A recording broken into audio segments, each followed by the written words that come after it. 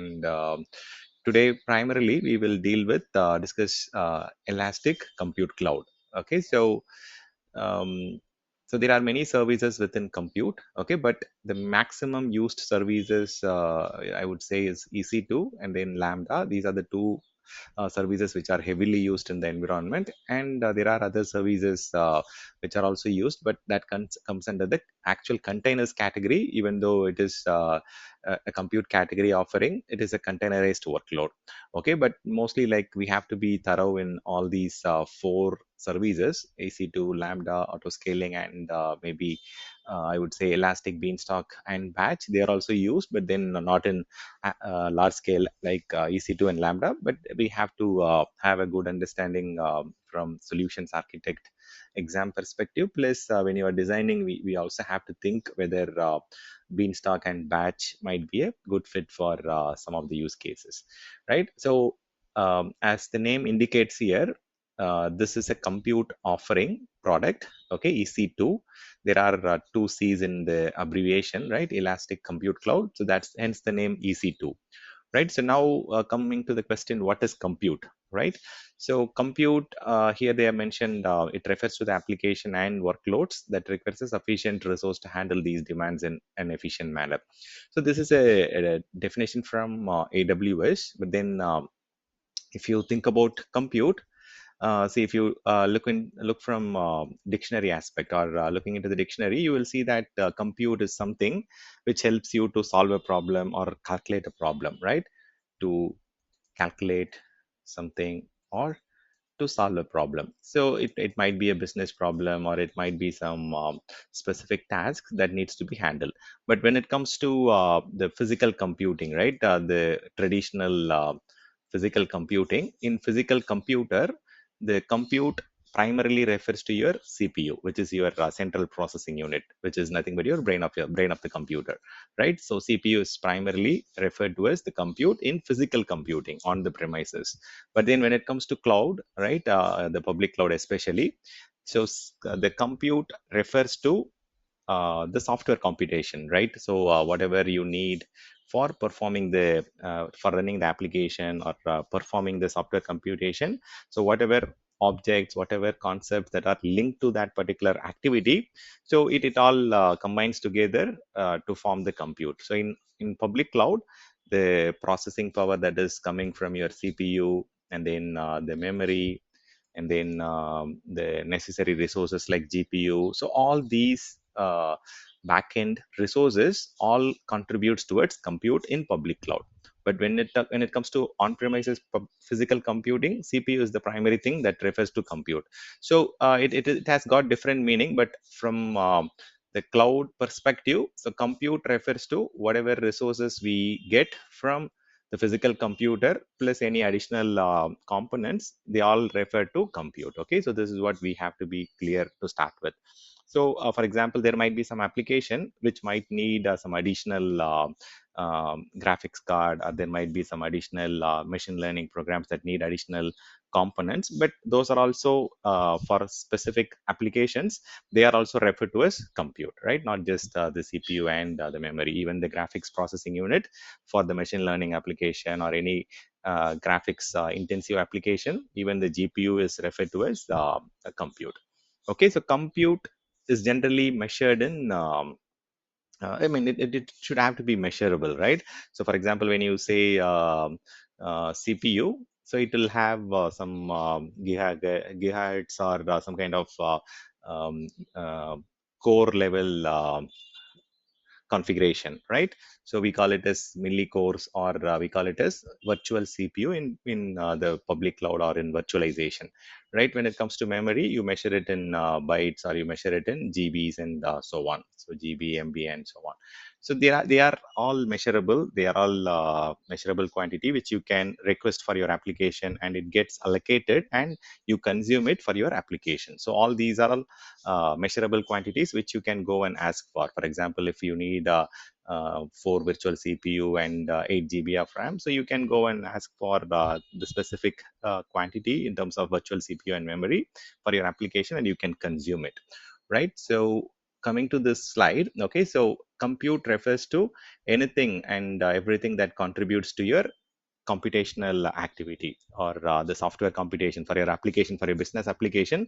Whatever resources that you are utilizing, they're all referring to compute. It can be a input device, or it can be output device, or it can be the memory or CPU. Everything contributes to compute in public cloud. So when it comes to compute, so you have a lot of options, or you have a lot of benefits as well.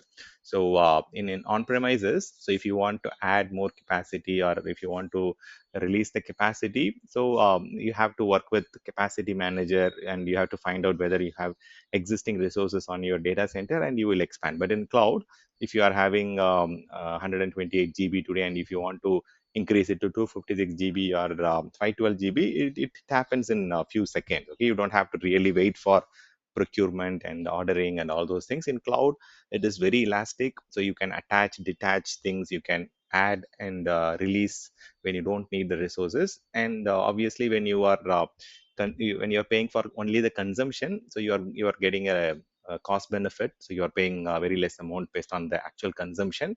And there are many tools and options which are available to have your application globally accessible, and in fact very secure and scalable as well. So you have a lot of benefits when it comes to the EC2 or any compute offering. You can go and quickly deploy the system in quick minutes, right? So in compute, what we are going to deploy.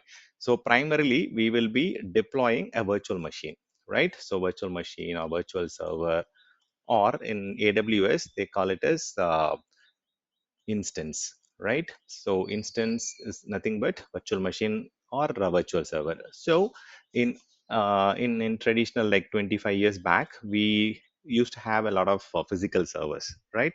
So physical server means like what you have in your home, right? Your laptop, desktop, they're all a computer which has got some specific configuration, like in terms of CPU, memory, they have got some configuration, and you can run applications based on the capacity that you have got. So 25, 30 years back, the capacity in terms of CPU memory was not that high.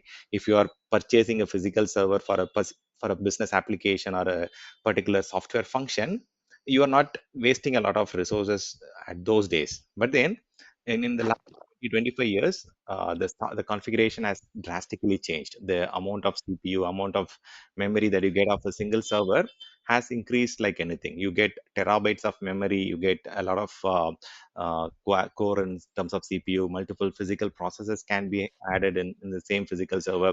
So now the capacity has increased. So if you are running only one application on one physical server, it is going to be a lot of wastage of resources in terms of CPU, memory, and so on.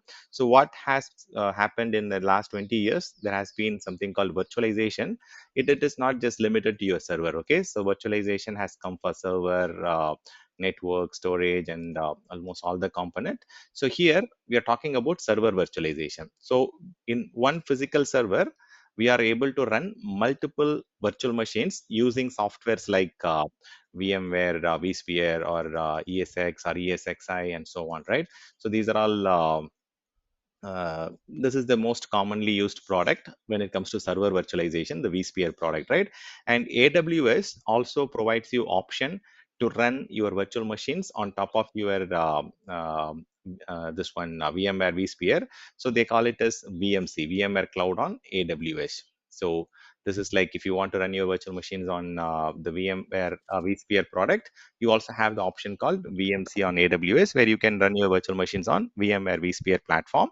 But the EC2, right? The EC2 is Elastic Compute Cloud, which refers to your virtualization in server virtualization in AWS platform. Someone is off mute. Is there a Stan, I yes, just have one question. mm-hmm, See, when we this is like pay as you go, right? That mm-hmm, is the model of cloud. right? Suppose say one for one of the VM instance, I have subscribed for say 4 CPU, Mm-hmm, and for a continuous say 1 month, if I only utilize say 2 CPU or 2 CPU in that mm-hmm, subscription, mm-hmm. will I be charged for 4 or 2 CPUs?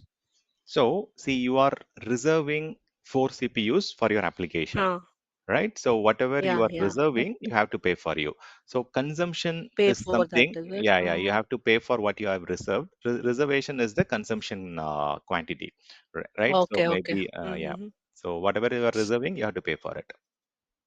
Because Okay, okay. Thanks. AWS as an organization, they are reserving that capacity for you as a customer, as a For dedicated resource. dedicated Yeah, to so right, they right. cannot use Okay. that for other.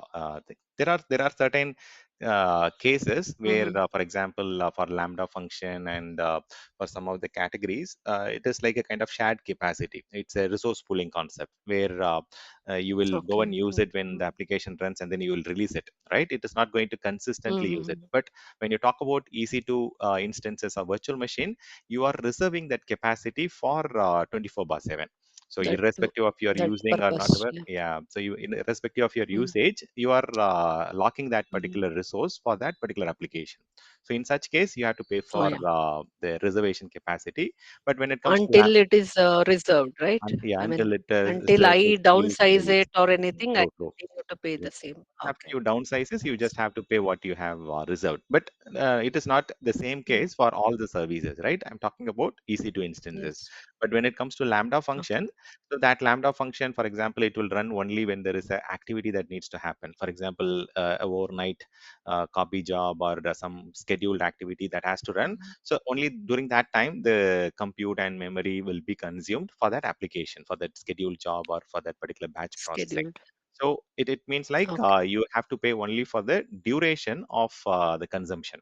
So for example, overnight it has used only 4 hours of CPU and memory for a particular quantity. You have to just pay for that. But for EC2 instances, Okay. whatever you are reserving, you have to pay for that reservation, and that is what the Yes. consumption model is. Yeah, Policy. Okay, yeah, okay. yeah. Thanks. So yes, Santosh, you had something to ask? Someone started speaking as well. Okay, fine. So coming back to the topic, so EC2, right? Elastic Compute Cloud, which is a server virtualization product, and on the physical server on the um, Amazon data center, right? AWS data center. This physical server is managed by AWS. And again, they have the virtualization product. So for doing a virtualization, so they have something called hypervisor, which is nothing but a operating system that is used for performing virtualization, server virtualization. In order to run multiple virtual machine on the same physical server, you need to have an in-between layer called hypervisor. This hypervisor will allow the resources, will allow the virtual machines running on the physical server to share the resources from your physical computer in terms of CPU, memory, and whatever resources it needs. It does the sharing, it does the resource pooling, right? The hypervisor. So in AWS, initially they used a lot of Zen hypervisor, which is a customized form of hypervisor from Citrix, and they initially had a lot of Zen hypervisor. Then they started using the Linux open source kernel virtual machine KVM, and then over the period, things have evolved. In last 5 to 6 years, they have their own proprietary Nitro hypervisor. So AWS has their own server virtualization hypervisor product called Nitro. This is AWS own proprietary product. So, but still there are EC2 instances, there are virtual machines still running on Zen, KVM, and Nitro. And even as I told you, AWS is offering a product called VMC on AWS where you can run your virtual machines on VMware vSphere product if in case you want to do that. So you have a lot of options to choose from when you're running your virtual machines. You have the options to choose the hypervisor, whether if your application is currently running on the premises in KVM, you have the option to migrate it to a kind of KVM based hypervisor on the public cloud. And similarly, you can go and choose Nitro, or you can go and choose VMware vSphere. So there are pros and cons with all of these options. There are advantages and disadvantages. So you will get to understand as we discuss on this, right? So EC2 is primarily referring to the offering here, the physical server plus the virtualization hypervisor is what we call it as EC2. And on the EC2 platform, what we are going to run is the virtual machine, the VM, right? So the virtual machine or the virtual server is equivalent to instance in AWS. So instance is nothing but a virtual machine. It's a kind of digital version of a physical computer. Virtual machine is nothing but a digital version of physical computer. So this virtualization product, this operating system, on top of resource sharing, on top of resource pooling, it also does something like, for example, if your application is running on a VM, so that VM might that our application might need a independent operating system or independent resources. This hypervisor is trying to convey to the virtual machine that the virtual machine has got its own CPU, memory, operating system, and so on. So that way this application is able to consume and run the applications on that virtual server. So virtual machine is a digital version of a physical server. It's a physical equivalent. So whatever the physical computer can perform, the virtual machine can also perform with the same level of isolation at the operating system level. So your application can be having independent CPU, memory, operating system, and whatever network interface cards and whatever number of interfaces it needs. It can be provided using the concept called the virtualization operating system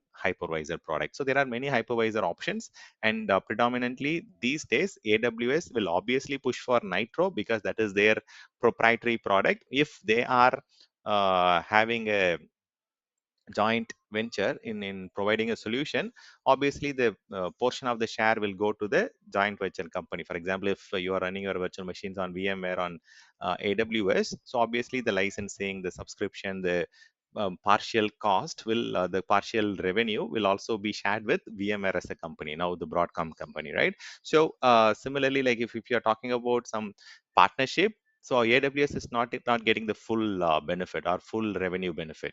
So if the customer is running their virtual machines or EC2 instances on Nitro hypervisor, obviously they will get better benefits. They can give you better discounts and so on. So always it is good to go for the proprietary product. So you get end-to-end support, cost benefit, performance benefit, and direct support only from AWS itself. See, if you're running on VMware on AWS, you have to rely upon AWS for one layer and for with VMware for one layer, because AWS manages the physical server, and then the VMware manages the hypervisor layer. So that way, the support is also challenging, the cost is also high, the performance tuning also has to happen at multiple layers. So if your application supports running on Nitro hypervisor, the proprietary hypervisor, so you will get end-to-end support, end-to-end benefits directly from AWS, and also it will be cost effective and performance effective, right? That way, like it is how, as a solution architect, you have to try and utilize the product from a single vendor instead of complicating the support and the subscription models, right? So EC2 is a major service that is being consumed by multiple customers out of the compute offering. And when you talk about cloud compute, it refers to multiple different things like the desktop virtualization, storage, server virtualization, and all those things. And out of which, the server virtualization has got three major subcategories. So when I say three major subcategories, the virtual machines is what we are going to discuss today and the next session. But then we will also discuss about serverless and containers as a separate module. We have it in the future. But virtual machine is a abstraction of your physical computer. So whatever the physical computer has got, the resources, physical resources, right? So those physical resources gets abstracted and shared with multiple virtual machines. Resources gets abstracted and shared with multiple VMs. So this is called as hardware abstraction. So your hardware resources are shared between multiple computers, multiple virtual machines, and the concept is called server virtualization. So it is a physical abstraction here. So obviously there has been a lot of benefits out of this server virtualization concept. You all understand, right? See, earlier when we talk about 25 years back, if you have 100 applications, for an example, in a mid-sized company, obviously you will have multiple environments. Let's say you have three environments, production, non-production, development, and so on. So you will have at least 300 servers that is needed for running your 100 applications, because it is three environments, and I'm just giving you a rough idea, understanding, right? And then obviously you need to have a lot of utility systems like your DHCP, DNS, Active Directory, and other network time protocol servers, and so on. So that will also contribute to maybe, like, let's say 30 to 40 servers. And in order to run this 300 odd systems, So in let's say in one physical rack you are running 10 physical servers, okay, and here we need at least 30 physical racks to have your servers, um, and then your network switches, routers, and the connectivity devices, KVM, and all those things, right? So 30 physical racks is in a physical data center.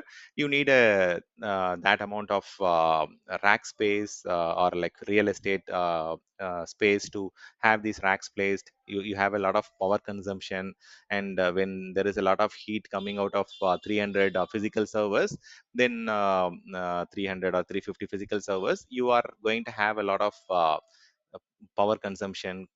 You need to have a lot of cooling system in order to maintain the temperature. There is a lot of dependencies, generators, and all those things, right? There is a huge physical investment.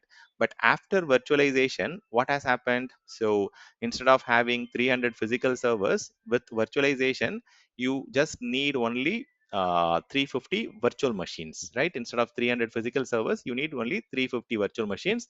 And in order to run this 350 virtual machines, you just need I would say 35, let's say you have only 10, I mean, let's assume 10 virtual machines per physical servers. So you need only 10 physical servers, 35 physical servers for 350 virtual machines. And for 35 physical servers, how many racks you need? Only 4 physical racks you need. So what has happened as part of virtualization? The physical landscape has completely changed. So instead of having 30 physical racks in a data center in a server room, you are just having only 4 physical racks, and you need only 4 tile space for having this 4 physical racks. Instead of a big size data center or a big size server room, you just need a small room to have your IT environment. And obviously there is a lot of other cost benefits in terms of power consumption, cooling infrastructure, the battery backup, generators, the physical server maintenance, the physical server licenses, whatever, like the AMC contractual licenses I'm referring to. And obviously the physical servers, when it is less, the manpower that is needed in the physical data center, if you are having 350 physical servers, you need at least 10 people to manage those servers, racks, cooling, the power, and all those things, right? But when you have only 4 physical racks and only 35 physical servers, you just need 3 to 4 people to manage that small server room or IT data center. So this is what has happened in the virtualization, server virtualization. The physical abstraction has happened, the hardware abstraction has happened. So it has completely reduced the hardware footprint. And I mean, with relation to that particular physical abstraction or hardware virtualization, you have got a lot of cost benefit, and the manpower required in the physical data center and the physical server room has come down a lot. If you have 350 physical servers, you also understand that, right? You need that many number of networking cables, networking switches, and obviously when the switches increases, the routers also will increase, the firewalls will have to be increased, and so on. But when you have only a few physical servers, the network cables that are coming out of the 35 physical servers are very, very less, and in turn the number of switches, routers, everything also gets completely reduced. The physical footprint has come down as part of the virtualization. Okay, that is what virtualization is here, and that's what I have just showed here. In the traditional architecture, we used to have physical server. On top of that, we used to have only one operating system and one application on one server. But then now, after server virtualization has come, you have one physical server and you have the hypervisor. On top of that, you can have multiple virtual machines with independent OS and independent applications. So you I mean, if you think about the physical server, whatever the operating system here, right? If you have a 32-bit operating system, you can have only 32-bit application. But here on the virtualization hypervisor, you can have 32-bit OS, you can have 64-bit OS, you can have Windows, you can have Linux, and you have a lot of advantages on top of physical abstraction, hardware abstraction. There is a lot of additional benefits in terms of the architecture, in terms of the supportability, compatibility. You have a lot of different stuffs to run. You can also run 2003 as a VM. You can also run Windows Server 2022 as a VM. So you have a lot of benefits in terms of compatibility and so on. So compute refers to all the physical resources that is being leveraged in order to run your computing. So I'll come to the other portions like the ECS and the serverless. So containerization is something little different. So it is a software application development strategy, right? If currently the applications are packaged as a container, and then we are able to run it on ECS or EKS. We will discuss that a little later as we get into the containerization topic. But for now, we are going to focus more on the EC2 instances and the related services with regards to the server virtualization, the instance concept, right? So AWS is the number one provider for the last 10 to 12 years when it comes to infrastructure as a service category. So EC2 comes under infrastructure as a service offering, and AWS is the clear leader for the last 12 to 14 years, and there has been not much competition from any other vendor. So this is what compute is, and